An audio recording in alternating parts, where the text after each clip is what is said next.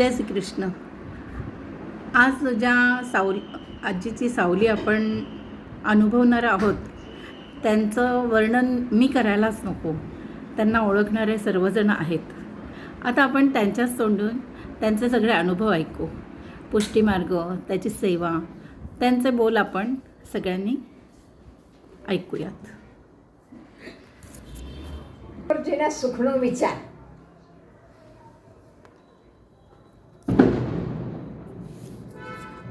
દર્શન કેટલા પ્રકારના સર? સેવામાં આપલા ઘેરે મંગળા, રાજભોગ અને સૈનભોગ. મંદિરમાં 7 વાર. તમે કરો છો એ સેવાની માહિતી આપો. તમે જે સવારથી સેવા કરો છો એ બધું અમારે કહો. પહેલાં તો સેવા કરતી વખતે પહેલાં અપરસ કરવી પડે. અપરસ એટલે આપણા કપડાં એ બધો અપરસમાં સૂકવવાના નહીં. કંઈ ના અડકતા એ કપડાં ધોઈને આપણા અપરસના ખુલ્લીમાં સૂકવવાના. અને સવારે નાહ્યા પછી એ અપરસના કપડાં લેવાના. તો એ અપરસ કહેવાય. પછી શું પૂછવું છે? પછી તમે ભગવાનની સેવા કેવી રીતના કરો છો? પ્રભુને જગાડવાના. પહેલાં મંગળાની તૈયારી કરવાની. દૂધ ઘર, પેંડા, જે તમારા આગળ સહી કરવાની. રાજભોગ ધરતા હોય તો આપણે ભાત કહીએ છીએ, એ સખડી કહેવાય. સખડી, કઢી, દાળ, ભાત જે બનાવતા હોય એ ઠાકોરજીને રાજભોગનું બધું તૈયાર કરીને અપરસમાં બાજુમાં મૂકવાનું. કોઈ આડે નહીં ઘરમાં. કોઈ અપરસમાં ના હોય તો કોઈ ના આડી શકે. જે અપરસવાળા હોય એ જ આડી શકે.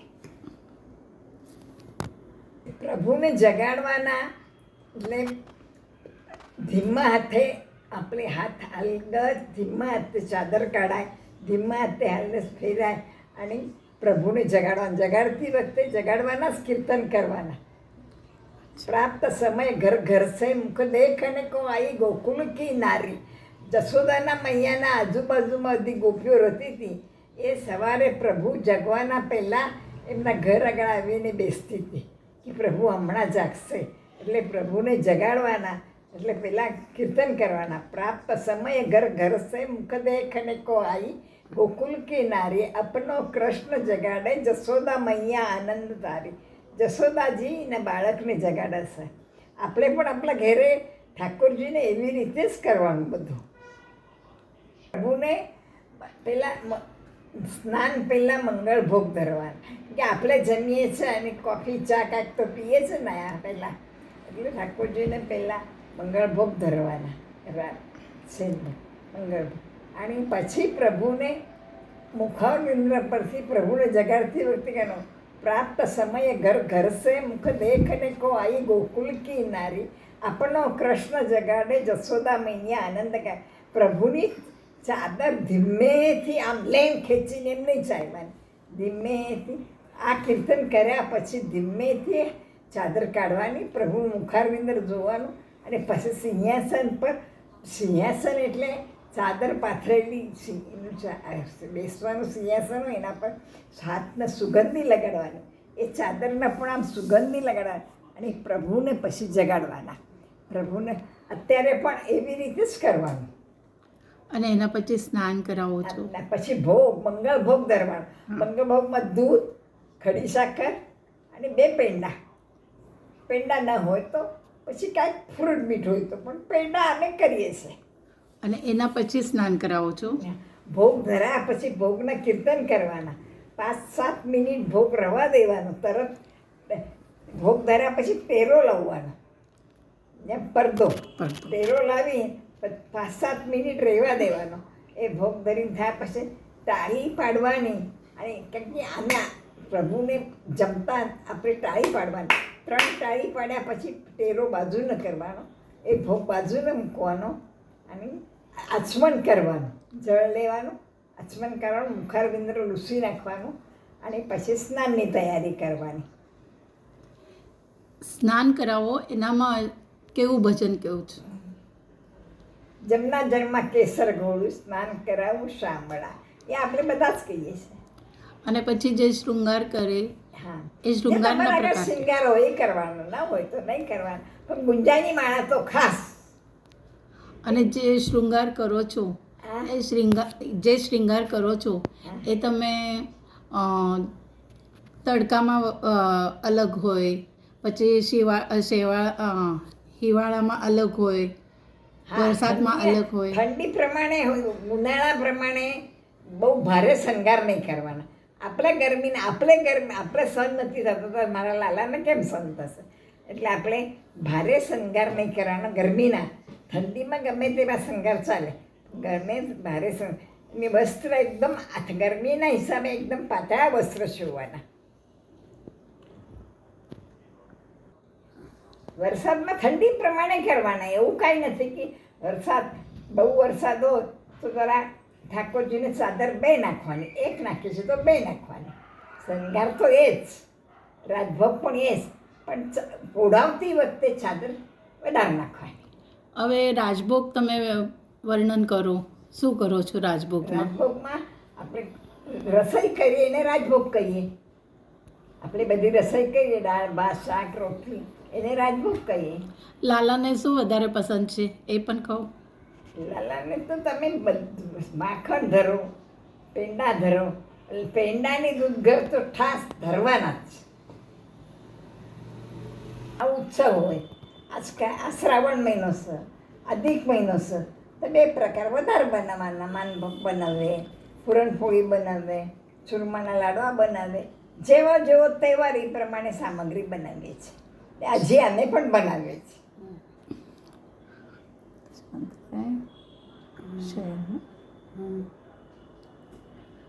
પછી લાલાને તમે રાજભોગ સારો કે અચમણ કરાવવાનું. ઠાકોરજીનું મુખવસ્ત્ર લૂસી નાખવાનું. એમને નહીં, આ પણ આચમણ કરીને પછી સફેદ કપડું ઠાકોરજીને પાછું મૂકેલું જ હોય અમારું. પછી એનાથી ઠાકોરજીનું મુખવસ્ત્ર લૂસી નાખવાનું અને પછી કીર્તન કરવાના. રાજભોગ થયા પછી કીર્તન કરવાના. કીર્તન તમારા જે ઉત્સવ એ કીર્તન કરવાના. કીર્તન પછી તમે કેવી સેવા કરો છો? હજી કીર્તન પછી લાલાને ઠાકોરજી આગળ રમકડા બેમકડા મૂકીએ છીએ અમે બધા. આપણા આગળ જે રમકડા હોય એ ના હોય તો નહીં મૂકવાના. અને પછી છેલ્લા પોઢાવતી વખતે સર્વ માર્ગે છે નષ્ટેશુ કલિયુગ ધર્મને આ શ્લોક બોલવાનો. પછી ઠાકોરજીને પોઢાવવાના. પોઢાવતી વખતે પણ કીર્તન છે, બે કીર્તન છે. જગાડતી વખતે પણ બે કીર્તન છે અને પોઢાવતી વખતે પણ. બધી વાત થઈ ને હમણાં થઈએ. પણ બાલક સ્વરૂપમાં પણ કેમ પૂજન કરો છો? એનું કંઈ કારણ? વાત્સલ્ય રહે કંઈ બાળ સ્વરૂપથી म्हणजे મોટા માણસને પણ બધું માગીએ છીએ. બાળક થાય પણ માગતા નથી. બાળક થાય માગતી નથી. પણ આ જોઈએ કે બાળ મોટા હોય તો આપણને કહીએ ભાઈ આ લાવજે ને, ભાઈ એ કહેજે ને. બાળ સ્વરૂપમાં નિષ્કામ ભક્તિ, બાળ સ્વરૂપમાં એકદમ નિષ્કામ ભક્તિ. અને આ પુષ્ટિ માર્ગમાં તમે ભગવાનને કેવા ફૂલ પધરાવો છો? હા, ફૂલ છે ને નરમ ફૂલ જોઈએ, કડક ફૂલ નહીં જોઈએ. અને કાંટા કકડા હોય તો એ કાઢી નાખવાના. એ ઠાકોરજીને વાગે. ધીમેથી સેવા કરવાની, ધીમેથી માળા બનાવવાની, દોરાને થૂકી ના લગાડવાની. અને ઠાકોરજીને કેવા ફળ આપો છો તમે? ફળ બધા ચાલે. ફળ બધા ચાલે. અને જે તમે રાજભોગ ધરાવો છો એનામાં શાકમાં કંઈ વિશેષ હોય? કાંદો લસણ અમે લોકો ચાલતું જ નથી અમારે. પણ રાજભોગમાં ગમે ચાલે. તમે ખીચડીને કઢી ધરાવી તોય ચાલે, દાળ ભાત શાક રોટલી ધરાવી તોય ચાલે. મંગળભોગમાં દૂધ પેડા મિશ્રી ધરાવતા ઠાકોરજીને. તાંબેના કાચા ધરીએ છીએ, પાકા પણ ધરીએ છીએ, નથી ધરતા નથી એમ નથી, પણ ખાસ કાચા ધરીએ છીએ બધા. સ્વાધ્યાય કરતી હતી. સ્વાધ્યાય આજે છોડો નથી, પણ ઠાકોર પુષ્ટિ માર્ગ म्हणजे પ્રભુના સુખનો વિચાર મુખ્ય મંત્ર. અને મર્યાદી એટલે આપણ ઠાકોરજી પાસે બાધા મૂકીએ છીએ, માગીએ છીએ પુષ્ટિ માર્ગમાં માગવાનું નહીં, નિષ્કામ ભક્તિ, બાધા તો મૂકવાની જ નહીં. आता जसं मला मुलगा झाला तर मी पेढे देईन, मी हे करीन, मी ते करीन, ते काही नाही. ગુરુ કરવાના. म्हणून બ્રહ્મ તો વલ્લભના બાળક થાયથી નથી લેવાના, ગમે એના ભાઈથી બ્રહ્મ સમાજના લેવા. જે આપણા વલ્લભ કુળના બાળક છે એ આપણા હવેલીમાં બાળકો બધા ઠેકાણે છે, ઘાટકોપરમાં છે, મુલુંડમાં છે, મુંબઈમાં છે. એ બાળક થાય જ એમને જઈને કહીને આવવાનું કે અમારે બ્રહ્મ સમાજ લેવા. ત્યારે એક દે આપણે આજ્ઞા આપશે કે તમે કાલે ઉપવાસ કરજો, ઉપવાસમાં ફ્રૂટ અને દૂધ, એનાથી બીજું કાંઈ નહીં ખાવા. અને પછી આપણે ત્યાં જઈને સ્નાન કરવાનું, અપરસના કપડાં પહેરવાના અને ઠાકોરજીના સન્મુખ આપણા હાથમાં તુલસી દળ આપશે, એ મંત્ર બોલશે, એ ઠાકોરજીમાં આપણને બંધાઈ ગયા. એ તુલસી પછી ચરણમાં ગુરુના હાથમાં આપવાના અને એ ઠાકોરજી પાસે મૂકશે. એટલે બ્રહ્મ સમાજ. ब्रह्मसंबंध कोण लई शकायचं? વૈષ્ણવ જ वैष्णवच. કોને પણ લઈ શકે, તાઈ પણ લઈ શકે, પણ એ પછી વૈષ્ણવ બને. हां, कंठीबद्दल बोलो. હા, એક એક ગુરુ આપણા આપસ જ્યારે બ્રહ્મ સમાજ લઈએ ત્યારે, અને એક આપણે अच्छा, બે કંઠી બે. बे कंठी वैष्णव पेरस. आणि हे सांगा ना तुम्ही कुठे जेवत नाही दुसरीकडे. પ્રસમાં જો હાથા કોણ આલગું પાડતું નથી, बरोबर. પછી એ બેઠી શકે નથી બેઠી, મને હું આમંદ એના કરતાં ન લેવું, બધા કરતાં ઉત્તમ. अच्छा, म्हणून તમે કોના ઘરે પાણી વગેરે પણ લેતા નથી. અને કે એમને બ્રહ્મ સમાજ લીધેલા નથી, એમને પૃષ્ટિનો વિચાર કયા ગોષ્ઠીનો કરેલો નથી. એ મર્યાદી ભક્તિ કહેવાય. मर्यादी भक्ती आणि બીજું પૃષ્ટિ ભક્તિ. પુષ્ટિ ભક્તિ. आपण બધા વૈષ્ણવ છે ને બ્રહ્મ સમાજ લીધા की પૃષ્ટિ ભક્તિ થઈ. आणि मर्यादी भक्ती म्हणजे मर्यादी प्रमाणे पाहिजे. सत्यनारायणની पूजा करणार, बाधा मुकणार, गમે તે पुष्टी मागत हे काही करत नाही. કંઠીસર ને આપણા આગળ હોય તો પછી આ કાઢી જમનાજીમાં પધરાવે છે. નહીં તો ગાયના ગૌમૂત્રથી ધોઈ આ પાસે પહેરવા, ગાયના ગૌમૂત્રથી ધોઈ નાખવાની અને પછી પાછી પહેરવા. સુયર કિंवा હુતેક અसेल ત્યારે આમ કન્ટિન્યુ તમે કરો છો. કંઠી કે તમારે આ કાઢી નાખીને ફેંકી દેવાની નથી.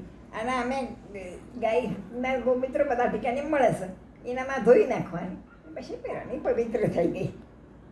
બ્રહ્મ સમાજ તો લેવા જ જોઈએ, ગુરુ તો કરવા જ જોઈએ, પણ જે કરતા નથી એટલે તો અમે ખાતા નથી.